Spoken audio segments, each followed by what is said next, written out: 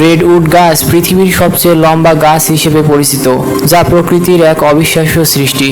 এর বৈজ্ঞানিক নাম সেকোয়া সেম্পারভিরেন্স।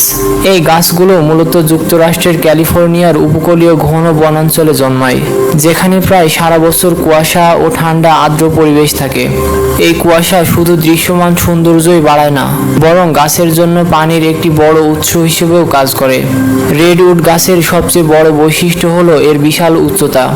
এগুলো পৃথিবীর সবচেয়ে লম্বা জীবন্ত গাছ, যেগুলো প্রায় 110 থেকে 115 মিটার পর্যন্ত উঁচু হতে পারে। এর মানে হলো একটি 30 থেকে 35 তলা বিল্ডিং এর সমান উঁচু গাছ আপনি প্রকৃতিতেই দেখতে পাবেন।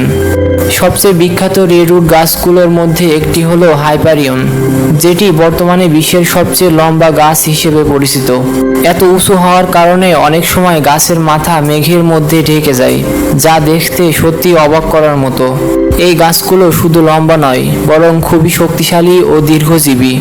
রেডউড গাছ 500 বছর থেকে শুরু করে 2000 বছরেরও বেশি সময় বাঁচতে পারে। এদের মোটা কাণ্ড এবং শক্ত ছাল আগুন, ঝড় এবং পোকামাকড়ের আক্রমণ থেকেও অনেক সময় গাছকে রক্ষা করে। এমনকি আগুন লাগলেও অনেক সময় রেডউড গাছ পুরোপুরি মরে না গিয়ে আবার নতুন করে বেড়ে উঠতে পারে। রেডউড বনগুলো প্রকৃতির জন্যও খুবই গুরুত্বপূর্ণ। এই গাছগুলো বাতাস থেকে প্রচুর পরিমাণে কার্বন ডাই অক্সাইড শোষণ করে, যা জলবায়ু পরিবর্তন কমাতে সাহায্য করে।